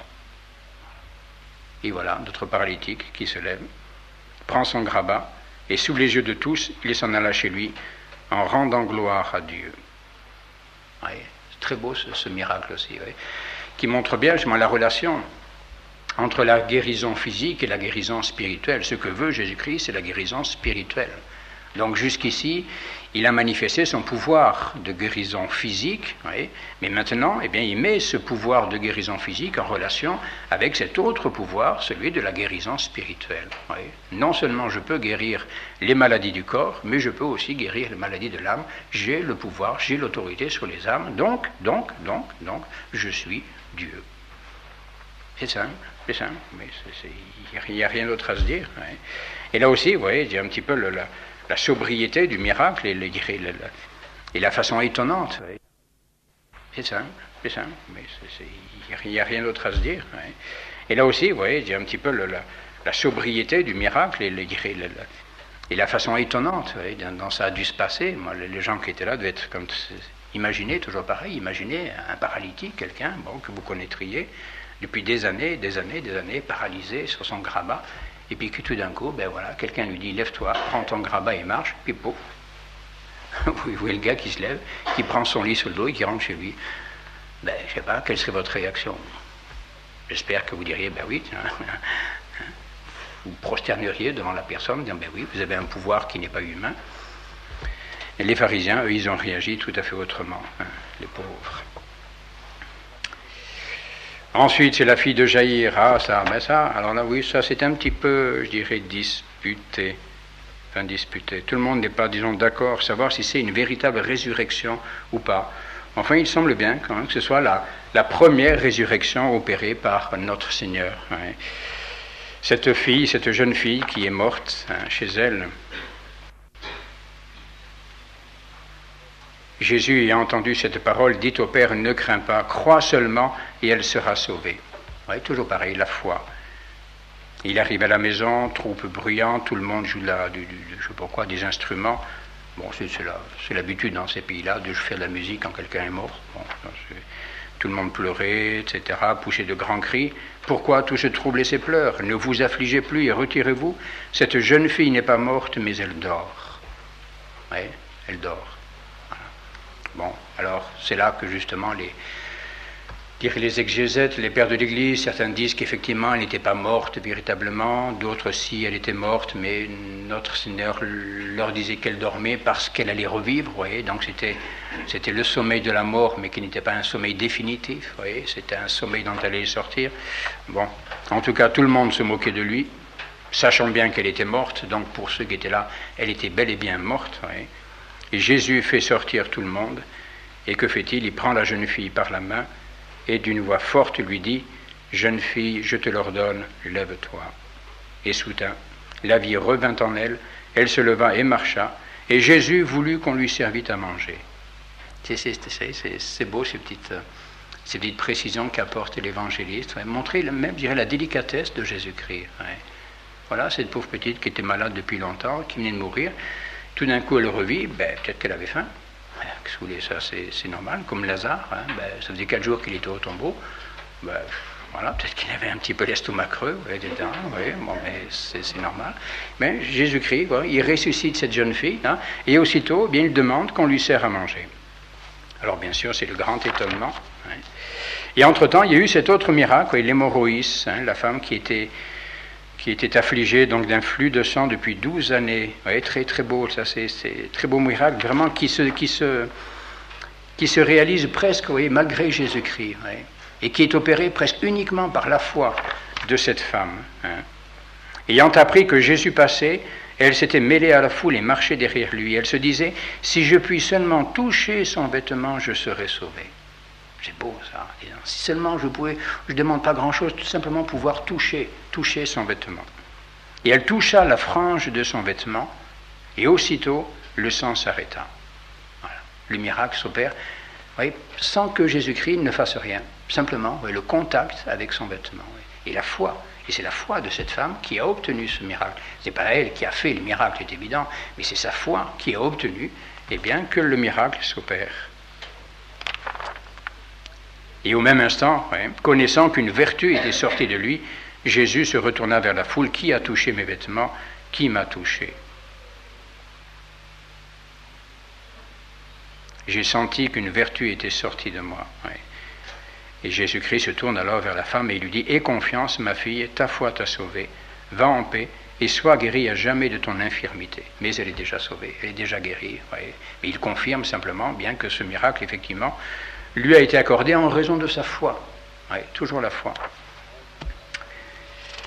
Alors, il y en a des miracles, on ne va pas tous les lire, on n'aurait pas le temps, mais enfin, c'est tellement beau. Il y a encore les deux aveugles, là. C'est deux pauvres aveugles qui crient, « Fils de David, aie pitié de nous. Croyez-vous que je puisse le faire? Croyez-vous que je peux faire le miracle? Croyez-vous que je peux vous guérir? Oui, Seigneur. » Voilà, ça suffit. Ils touchent leurs yeux, disant qu'il soit fait selon votre foi. Voilà. Toujours pareil, la foi. Et là, notre Seigneur ajoute un petit quelque chose, c'est un contact, il touche. Il touche lui-même, vous voyez, explicitement, il met la main sur leurs yeux, pour manifester que le miracle opéré par la divinité passe à son humanité comme instrument. Il utilise donc ce tout petit moyen qui est le contact, simplement.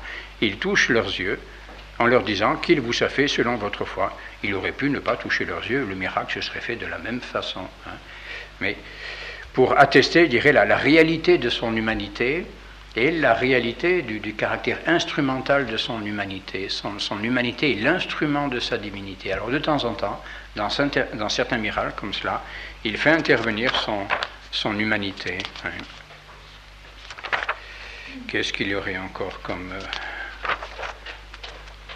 miracle intéressant? Tous sont intéressants, bien sûr.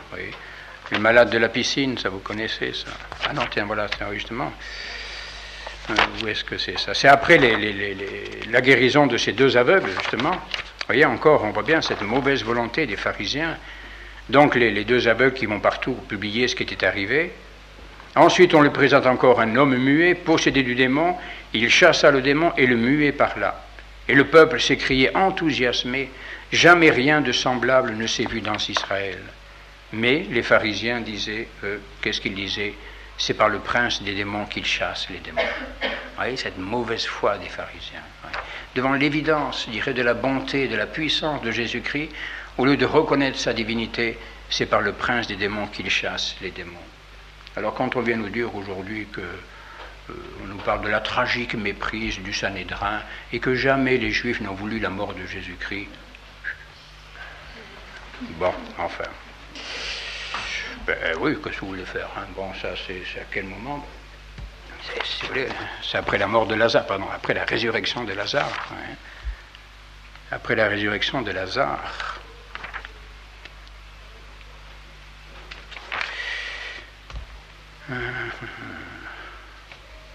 Après la résurrection de Lazare, oui. Les pontifes et les pharisiens assemblèrent le conseil. Les pontifes et les pharisiens assemblèrent le conseil. Qu'allons-nous faire? Se demandait-il. Cet homme accomplit une multitude de miracles. Donc il voit bien, c'est effarant, cet aveuglement des Juifs. Il voit bien qu'il fait des miracles. Ils le disent même. Cet homme accomplit une multitude de miracles. Si nous le laissons ainsi, tous croiront en lui. Voilà le problème. Ils ne veulent pas que les hommes croient en lui. Ils veulent que les Juifs croient en eux. Une sorte de concurrence déloyale. Et les Romains viendront et ruineront notre ville et notre nation. Et voilà ce qu'ils ne veulent pas. Et l'un d'entre eux, nommé Caïphe, qui était le grand prêtre pour cette année, prit la parole. Vous n'y entendez rien. Et il ne vous vient pas à la pensée qu'il faut qu'un homme meure pour le peuple afin que toute la nation soit sauvée. Bon, c'est clair. Il prophétisait sans le savoir.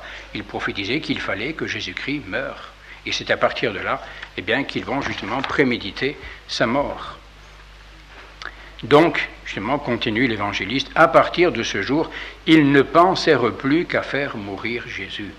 C'est clair. Les Juifs ont voulu faire mourir Jésus. Même si c'est les Romains qui l'ont crucifié, ça c'est possible, mais les Juifs ont voulu faire mourir Jésus, qu'on ne raconte pas d'histoire.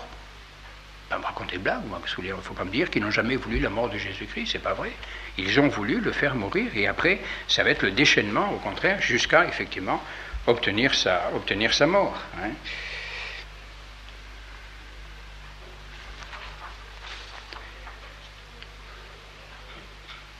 Bon, nous n'allons pas passer en revue tous les miracles. Ah, ils sont trop beaux. Il y a celui-ci aussi qui est beau. Oui. Alors là, oui, c'est celui qui va déclencher cette autre accusation.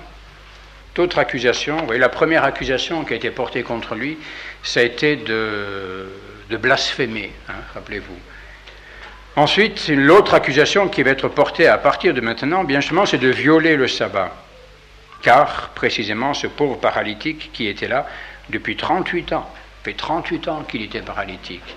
38 ans, donc c'était la piscine probatique, hein, cette piscine.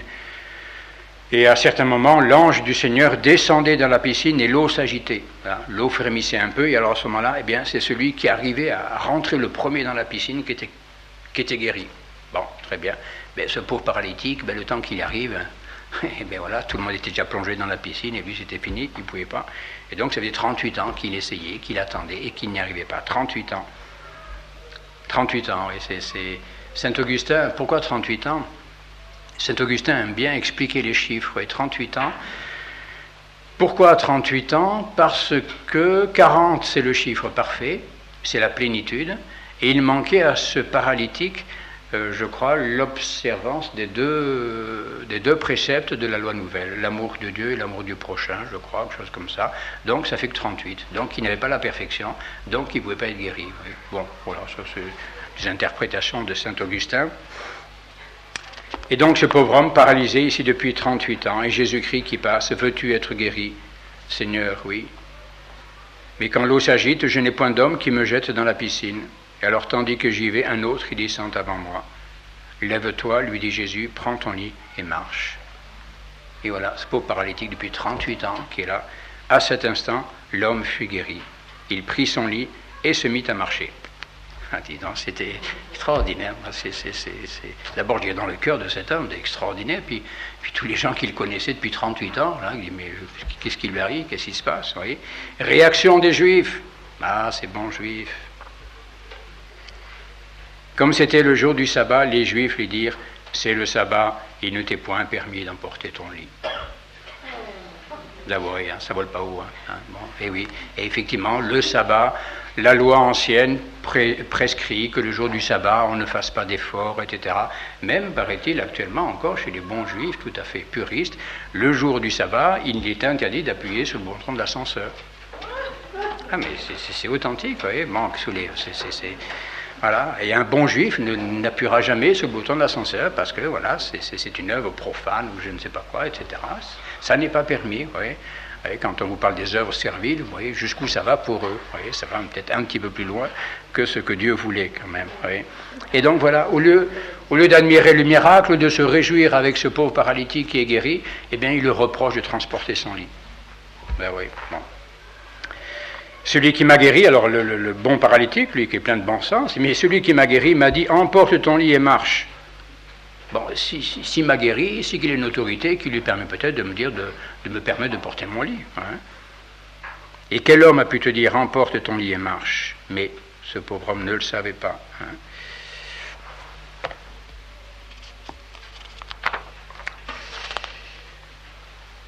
Ensuite, qu'est-ce qu'il y aura encore? Il y a encore là, ici un épisode, justement au sujet du sabbat. Vous voyez, là c'est toujours le même reproche qui va revenir maintenant. On reproche à Jésus-Christ de violer le sabbat. Et voici cette réponse de notre Seigneur. Le sabbat a été fait pour l'homme et non pas l'homme pour le sabbat. Et d'ailleurs, le Fils de l'homme est le maître même du sabbat. Et c'est là, justement, à l'un des sabbats suivants, qu'il entre dans une synagogue, il y a un homme avec la main desséchée, un homme qui avait la main droite desséchée. On est le jour du sabbat. Et les scribes et les pharisiens, avides de trouver un prétexte pour accuser Jésus, vous voyez toujours la mauvaise intention, mauvaise volonté, ils étaient en observation pour voir s'il guérirait cet homme. Vous voyez, une sorte de piège, voilà, cet homme qui est malade, on est le jour du sabbat, est-ce qu'il va le guérir? Et Jésus, pénétrant leurs pensées, dit à l'infirme, lève-toi et tiens-toi là debout. Bon, jusque-là, c'est permis, comme se lever, on a le droit encore. Et il se leva et se tint debout au milieu de l'assemblée. Et les pharisiens se récrièrent, alors qu'il n'est pas guéri encore. Vous voyez, tac. Est-ce qu'il est permis de guérir un jour de sabbat? Eh bien, calme, j'ai encore rien fait, en gros, il ne s'est rien passé encore. Et moi, répliqua Jésus, je vous demande s'il est permis au jour du sabbat de faire le bien ou le mal, de sauver la vie ou de la perdre. Et qui d'entre vous, ayant une brebis tombée dans un fossé, le jour du sabbat n'ira la prendre pour la retirer? Combien pourtant un homme l'emporte sur une brebis? Donc, il est permis de faire du bien le jour du sabbat. Qu'est-ce que vous voulez dire à ça? Ils se taisaient tous. Et comme ils se taisaient, Jésus promena sur eux un regard indigné. Il avait l'âme navrée d'un tel aveuglement de cœur. Voilà le péché des Juifs, c'est l'aveuglement du cœur, l'aveuglement. Aveuglement opiniâtre, volontaire même. Puis, s'adressant à l'infirme, étend la main. Il l'étendit, et sa main redevint aussi saine que l'autre. Voilà. Le miracle est fait. Les autres ne disent rien, ils ne peuvent rien dire, mais au fond d'eux-mêmes. Sortis de là, justement, ils allèrent se concerter avec les Hérodiens sur les moyens de le perdre. Voilà. Tout, devant le bien que fait Jésus-Christ, ils n'ont qu'une pensée, le perdre. Le perdre. Et là aussi, vous voyez, sobriété toujours, majesté de Jésus-Christ, étend la main et tout, extende manum tuam. Et voilà, le miracle est opéré. Encore, vous voyez, ici un peu plus loin, à plusieurs reprises, comme ça, l'évangéliste nous regroupe un peu toute une série de miracles. Il guérissait tous les malades. Tous ceux qui souffraient de quelque infirmité se précipitaient sur lui pour le toucher. Dès qu'ils le voyaient, les esprits immondes tombaient à ses pieds, jetant de grands cris et disant « Vous êtes le Fils de Dieu ».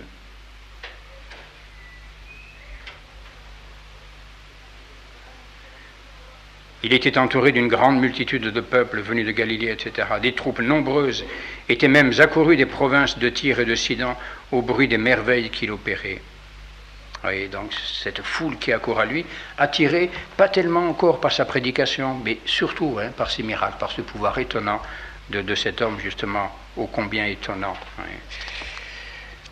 C'est ici, vous voyez, c'est à ce moment-là, après l'élection des apôtres, qu'il choisit ses apôtres, il les nomma apôtres et leur donna le pouvoir de guérir les malades et de chasser les démons.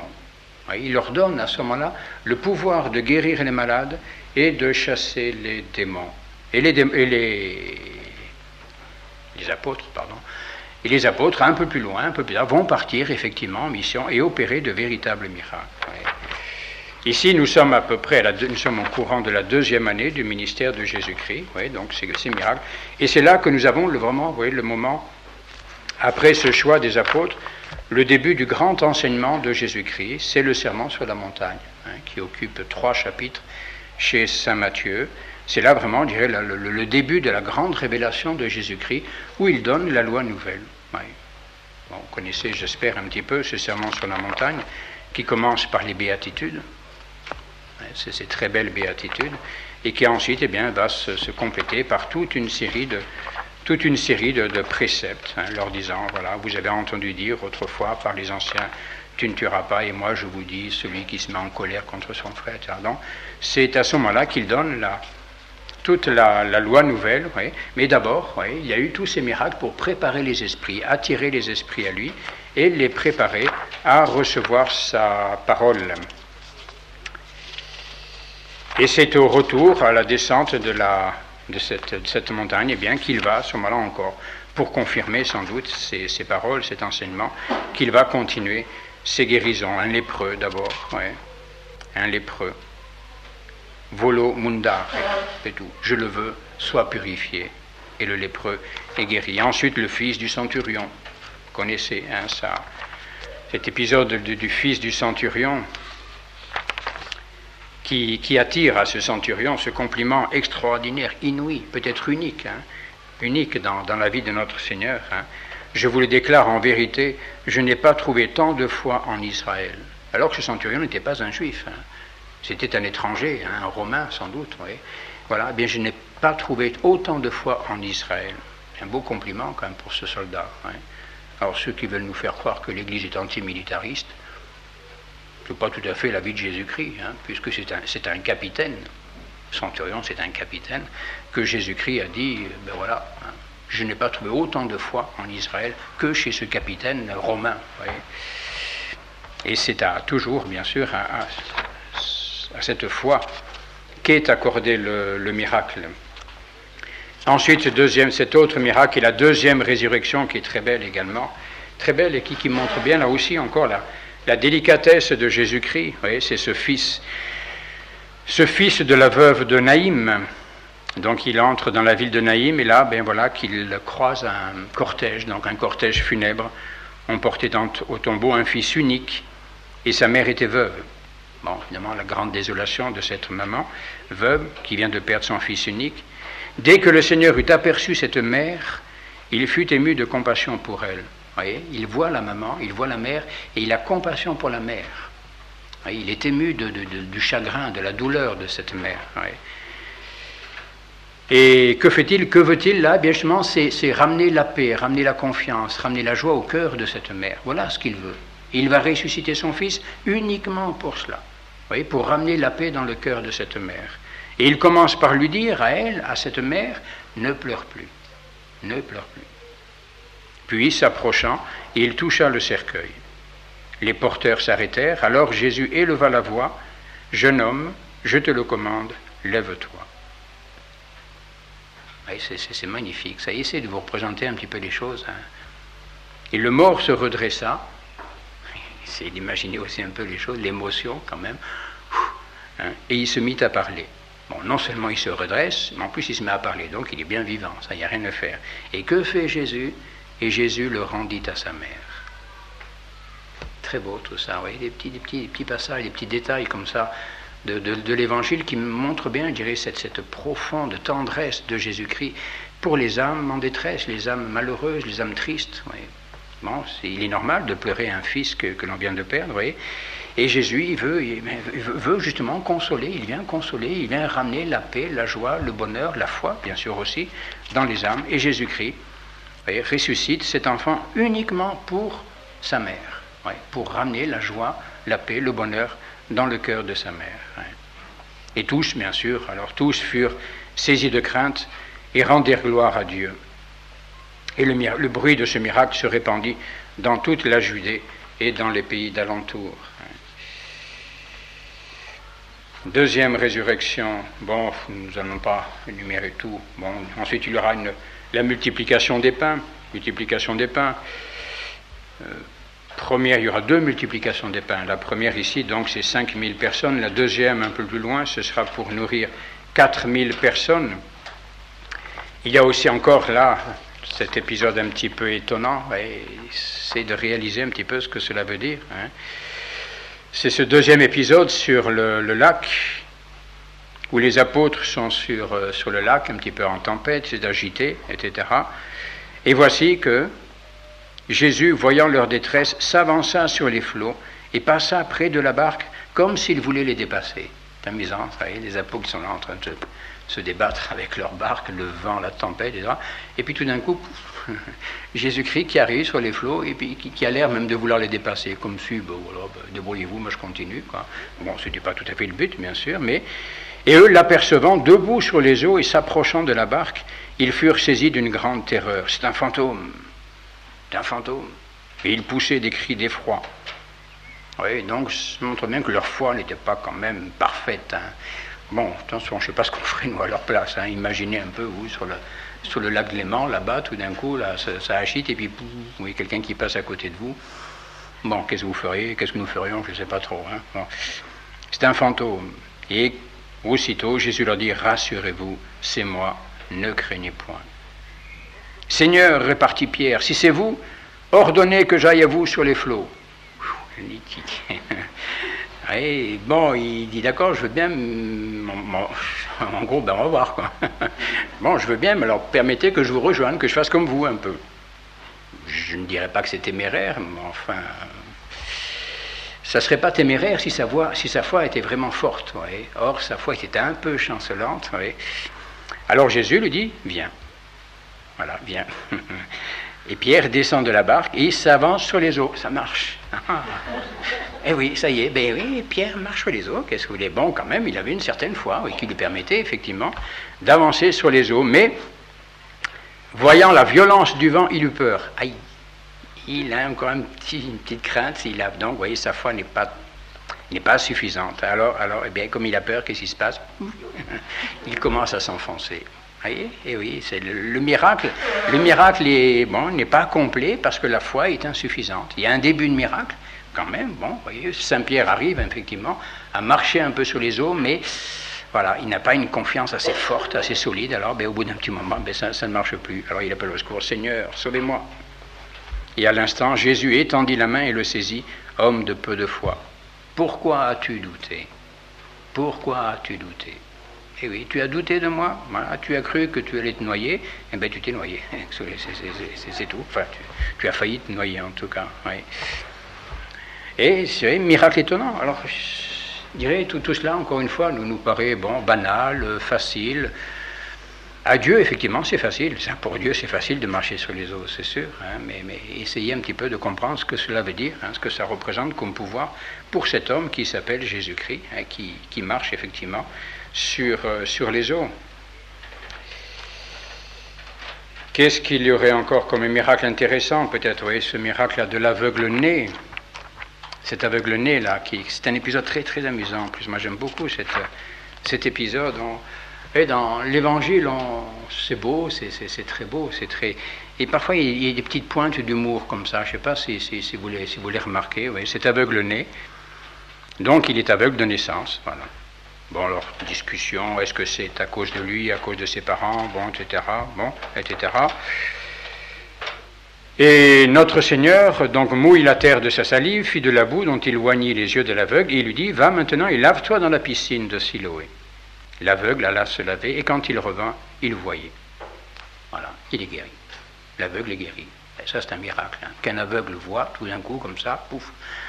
Bon, on peut guérir des maladies des yeux, etc., ça c'est clair, mais guérir comme ça un aveugle, quelqu'un qui était aveugle de naissance, tout d'un coup voit, et ça, la médecine ne le peut pas, la nature ne le peut pas, donc c'est un véritable miracle. Oui. Alors tout le monde, bien sûr, s'interroge un peu, mais enfin c'est lui, c'est pas lui, c'est son frère, c'est lui quoi. Bon, enfin, grande discussion, et c'est là que les pharisiens entrent en piste. Attention, ça va pas, ça. Car c'était encore un jour de sabbat. Et voilà, notre Seigneur qui fait encore un miracle, le jour du sabbat, c'est terrible, ça, voilà. Et alors ils interpellent donc ce brave homme-là qui a été guéri, et il leur dit, il m'a mis de la boue sur les yeux, je me suis lavé et je vois. Et sur cette déclaration, quelques pharisiens conclurent, cet homme ne vient pas de Dieu, puisqu'il ne garde pas le sabbat. Il est plus important de garder le sabbat que de guérir les malades. Ouais, bon. Cependant, reprenez les autres, comment un pécheur pourrait-il opérer de pareils prodiges? Ouais, donc, conflit un petit peu chez les pharisiens. Certains disent non, comme le sabbat, c'est sacro-saint, et d'autres disent quand même, il a fait un miracle qui n'est pas commun, donc il y a peut-être quelque chose à voir, quoi. Donc les avis étaient partagés. Et toi, que dis-tu de celui qui t'a ouvert les yeux? C'est un prophète. Lui, ne discute pas, moi, ça, il m'a guéri, moi, c'est clair, Et les Juifs se refusaient toujours à croire que cet homme eût été aveugle et qu'il eût recouvré la vue. Oui, ça c'est la bonne façon. Après tout, peut-être qu'il n'était pas si aveugle que ça, quoi, finalement. Alors il fit venir ses parents. Oui, c'est la grosse enquête de police, c'est-à-dire on fait venir les parents. Alors, est-ce que vraiment c'est bien votre fils? Est-ce que vraiment il était bien aveugle? Et pourquoi il voit maintenant? Enfin, quand même, c'est pas permis, ça. Oui. Nous savons que c'est notre fils et qu'il est né aveugle. Comment voit-il maintenant? Nous ne le savons pas. Qui lui a ouvert les yeux? Nous l'ignorons. Interrogez-le. En gros, débrouillez-vous avec lui, nous, un peu, voilà, pas d'ennui. Il est assez âgé qu'il parle lui-même de ce qui le regarde. Il tint ce langage par crainte des Juifs, etc. Bon. Alors les pharisiens appellent une seconde fois l'homme qui est aveugle. C'est très amusant, je trouve, cet épisode. On va dire la méchanceté de ces pharisiens qui ne veulent pas reconnaître la vérité. Rends gloire à Dieu. Nous sommes certains, nous, que cet homme est un pécheur. Que ce soit un pécheur, je l'ignore. Je ne sais qu'une chose, j'étais aveugle et maintenant je vois. Bon, le reste, en gros, ça ne m'intéresse pas. Et que t'a-t-il fait? Comment s'y est-il pris pour t'ouvrir les yeux? Mais je vous l'ai déjà dit. Et vous avez entendu. Pourquoi voulez-vous l'entendre encore? Est-ce que vous aussi, vous voulez devenir ses disciples? C'est marrant comme tout, je trouve. Il les fait marcher un petit peu, là. Peut-être avec plein de sans malice, vous voyez, mais j'ai l'impression qu'il les met un petit peu en boîte quand même. Or là, évidemment, c'est la colère folle, vous voyez, ces pauvres pharisiens ne supportent pas qu'on se moque d'eux. Sois toi-même son disciple, s'écria-t-il en le chargeant d'anathème. Nous sommes, nous, les disciples de Moïse, car nous savons que Dieu a parlé par Moïse. Quant à celui-ci, nous ne savons pas d'où il est. C'est surprenant, répliqua l'aveugle. C'est surprenant. Vous ne savez d'où il est, et pourtant il m'a ouvert les yeux. Nous savons que Dieu n'écoute pas les pécheurs, mais celui qui l'honore et fait sa volonté, il l'exauce. Or, il est inouï que quelqu'un ait jamais ouvert les yeux d'un aveugle-né. Si cet homme n'était pas de Dieu, il n'aurait pas cette puissance. Le bon sens, c'est magnifique ça. Le bon sens de ce brave homme. S'il n'est pas de Dieu, je ne sais pas comment il a pu me guérir. Il y a quelque chose qui ne va pas là-dedans. Comment, s'exclamèrent les pharisiens, tu es né tout entier dans le péché et tu prétends nous donner des leçons? Et ils le jetèrent dehors. Voilà. Et oui. Et oui, c'est beau ça. Hein. Mais oui, c'est cette méchanceté des pharisiens hein, qui, devant l'évidence du miracle, l'évidence de la puissance de notre Seigneur, eh bien, refuse de la reconnaître. Hein, refuse de reconnaître sa divinité. Et il y a ce miracle que nous évoquions tout à l'heure, hein, c'est le miracle de la résurrection de Lazare. C'est un miracle très très beau et très étonnant aussi. Ouais. Bon, il faudrait reliser un petit peu tout l'épisode où notre Seigneur pratiquement laisse mourir Lazare. On le prévient qu'il est malade, qu'il va mourir, mais bon, voilà. En gros, il ne s'en soucie pas. Et puis ensuite, on vient lui annoncer qu'il est mort. Alors à ce moment-là, eh bien, il vient voir sa famille, voir ses sœurs, Marthe et Marie. Et là aussi, c'est un épisode qui est très très beau. On voit bien justement cette profonde sensibilité et compassion de Jésus-Christ, hein, qui est ému devant la douleur justement des sœurs de Lazare. C'est d'abord Marie qui vient voir Jésus-Christ et ensuite Marthe. Pardon, non, c'est l'inverse, d'abord Marthe et ensuite Marie. Et en la voyant pleurer, en voyant les Juifs qui l'accompagnaient pleurer avec elle, Jésus frémit en son esprit et se troubla lui-même. Oui. Jésus frémit en son esprit, il est troublé aux hommes lui-même. Par quoi? Eh bien, par la douleur des sœurs de Lazare. Où l'avez-vous mis? Demanda-t-il. Seigneur, venez et voyez. Et Jésus pleura. Jésus pleure. Oui, c'est extraordinaire ça. Il n'y a pas beaucoup de moments où Jésus-Christ pleure dans l'Évangile. Et voilà. Jésus pleure devant quoi? Non pas devant la mort de Lazare, parce que la mort c'est naturel malheureusement, mais devant la douleur de ses sœurs, devant la douleur de Marthe et de Marie. Et Jésus pleura. Voyez comme il l'aimait, dirent alors les Juifs. Et ensuite, donc il va au tombeau de Lazare, il commande d'ôter la pierre, et Marthe dit Seigneur, mais ils sont déjà, voilà déjà 4 jours qu'il est mort. Ne t'ai-je pas assuré, reprit Jésus, que si tu crois, tu verras la gloire de Dieu? Si tu crois, tu verras la gloire de Dieu. Et elle va voir la gloire de Dieu. Elle va la voir, là, maintenant, dans la puissance de Jésus-Christ. Oui. Ils ôtent la pierre.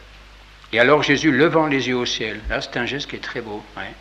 Un geste très beau. Jésus lève les yeux au ciel, non pas pour prier son Père de lui accorder ce miracle, mais pour lui rendre grâce. Mon Père, je vous rends grâce de ce que vous m'avez exaucé. Oui, c'est que le miracle est déjà accompli pratiquement. Oui. Pour moi, je savais bien que vous m'exaucez toujours, et si je parle ainsi, c'est à cause de ce peuple qui m'entoure, afin qu'il croie que c'est vous-même qui m'avez envoyé. Et après ces paroles, il cria d'une voix forte, « Lazare, viens dehors !» Voilà. Imaginez un peu la scène, Jésus-Christ à l'entrée du tombeau, là, de la grotte. Voilà. Lazare, viens dehors. Et voilà.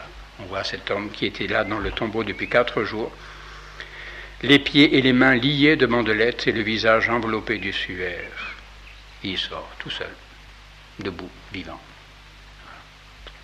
Déliez-le et laissez-le aller, dit Jésus. Extraordinaire ça, oui. La résurrection. Troisième résurrection opérée par notre Seigneur. La première, donc, c'est la fille de Jaïr. La deuxième, c'est le fils de la veuve de Naïm. Et la troisième, eh bien, c'est Lazare. Oui. Alors, quand le père Bariel racontait la résurrection de Lazare, c'était extraordinaire. C'était un vrai festival, ça. Je ne sais pas si certains ont entendu raconter ça. Et c'est vrai que c'est quelque chose d'extraordinaire, parce que, bon, l'Évangile ne raconte que l'essentiel, mais il y a tout un tas d'autres épisodes que nous ne connaissons pas, et que l'on peut imaginer. Alors ça, là-dessus, le père Bariel, je dirais, bien sûr, n'avait pas de difficulté à imaginer 1000 choses qui certainement se sont passées, que ce pauvre mort, effectivement, il avait certainement faim. Et je me rappelle très bien, Père Bariel racontant que, voilà, alors on lui dit les bandelettes, et puis, pouf, on les flanquait à nous pour le nourrir, après on dit il est à droite, on leur donnait à manger, on le nettoyait, on lui mettait un peu de parfum, parce que ça, c'était tout un... Alors je ne sais pas si les choses se sont passées exactement comme ça, mais enfin, bon, c'est pas défendu de le croire, hein, qu'est-ce que vous voulez. Et le plus grand miracle, bon, nous n'allons pas voir tous les miracles, hein, ça serait trop long déjà. Déjà, c'est un petit peu long. Et le plus grand miracle, bien sûr, opéré par notre Seigneur, eh bien, c'est sa propre résurrection. Ah, je dirais ça à personne. Si effectivement, dans l'Ancien Testament, on a vu des miracles, des résurrections opérées par certains prophètes, c'est vrai, en tout cas, on n'a jamais eu le cas, si vous voulez, d'une résurrection opérée par quelqu'un sur lui-même. Et c'est pourtant ce grand miracle, hein, le plus grand des miracles de Jésus-Christ, hein, qui est celui qui est la plus grande preuve, bien sûr, de sa divinité, ce miracle de sa propre résurrection. Alors cela, je dirais, cela n'est pas possible s'il n'est pas Dieu. Mais qu'est-ce que c'est que la résurrection? C'est la réunion du corps et de l'âme. Bon, vous savez, je pense que la mort, c'est la séparation de l'âme et du corps. Nous sommes composés d'un corps et d'une âme. Voilà, tout cela est bien associé pendant tout le temps de notre vie, jusqu'au jour où l'âme se sépare du corps. Voilà. L'âme, eh bien, à ce moment-là, elle va au ciel, elle va au purgatoire, où elle va, hélas, en enfer, et le corps, lui, il va au tombeau, il ne peut rien faire d'autre, il est mort, il ne vit plus. Oui. Il n'a plus la source de la vie, c'est l'âme qui est le principe de la vie, c'est l'âme qui est la source de la vie du corps, et donc quand le corps n'a plus son âme, le corps est mort, le corps est sans vie. Oui. Et comment Jésus-Christ a-t-il donc opéré ce miracle? Eh bien, tout simplement parce qu'il est Dieu. Tout simplement parce qu'il est Dieu, parce que sa divinité, la divinité du Fils de Dieu, s'est unie à la totalité de l'humanité de Jésus-Christ. Hein, c'est cette question de ce qu'on appelait l'union hypostatique, c'est-à-dire la divinité s'est unie à l'âme et au corps de Jésus-Christ.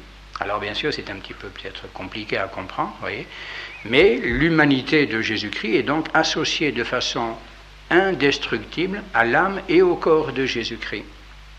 Ce qui fait, par exemple, qu'après la mort de Jésus-Christ, bon, nous savons, c'est un dogme de foi, que son âme est descendue aux enfers. Bon, les enfers, c'est pas l'enfer, attention. Hein. Les enfers, c'est ce qu'on appelle les limbes également. C'est là qu'étaient les âmes des justes de l'Ancien Testament qui attendaient. Elles attendaient l'ouverture du paradis pour pouvoir rentrer elles-mêmes au paradis. Donc l'âme de Jésus-Christ est descendue visiter les âmes des justes de l'Ancien Testament qui attendaient aux enfers.